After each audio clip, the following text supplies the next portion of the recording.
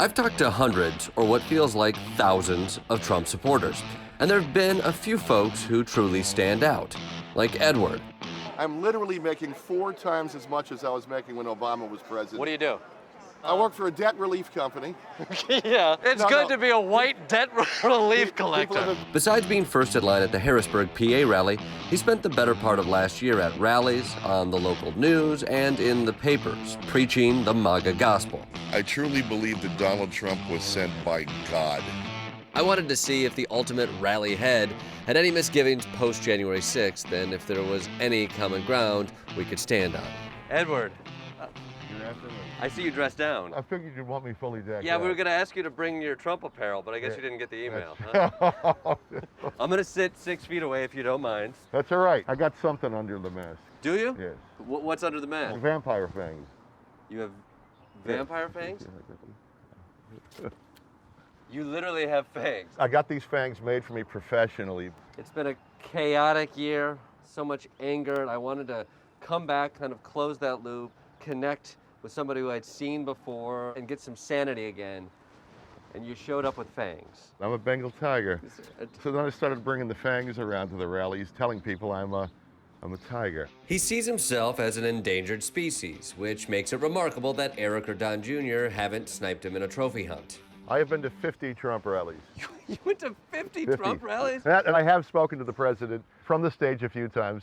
It was really great. I mean, he has recognized the beard. And at one of the rallies, I forget which one it was, I was near the front, and he pointed me out, and he said, there's that guy. There's that guy. That's how he talks to his children. He said, I see this guy at all the rallies. He gets in the news a lot. Do you stay in touch with the old MAGA crew, people you run into the Of rallies? course, I've developed some lifelong friendships with the MAGA crew. What's the MAGA crew up to now? Avoiding subpoenas? I'm jonesing, you know. Those Trump rallies are great. I was depending on them. It was the high point of my life. It was a lot of fun. I was at the last Trump rally, and it was definitely not a lot of fun.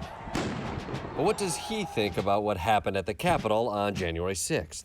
Well, I don't support, let me put it to you this way. I don't think the way it's reported is what actually went down. I saw a different perspective. Nobody I knew was going there to overthrow the government or break into the Capitol building. What does your shirt say? What? Million MAGA March. Yes. Be there, will be wild. Yeah, well, we had a fun, look.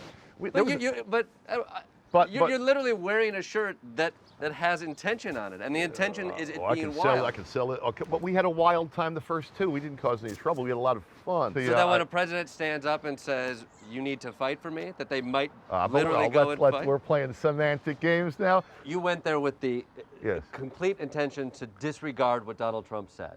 Yes. Whoever went into the Capitol building, these were not Trump fans, because nobody would have walked out in a speech. They broke in. He was still speaking for half an hour. Who are those people? Well, you know, I've heard news reports that one of them was an integral member of Antifa. Or whatever happened on January 6th, they, meaning the people who don't like President Trump, the Democrats, Nancy Pelosi, allowed this to happen. They were trying to kill Nancy Pelosi. Was she saying bring it up? Let me tell you, some of them, I think, maybe are being unfairly persecuted. Really? Yeah, the FBI came to my house after the rally. Well, at least they're doing their job. Gives look, me a little bit of hope. Did you flip on anybody? I'll flip at anybody. Did you turn somebody in? You're running around No, free right now. No, of course I would.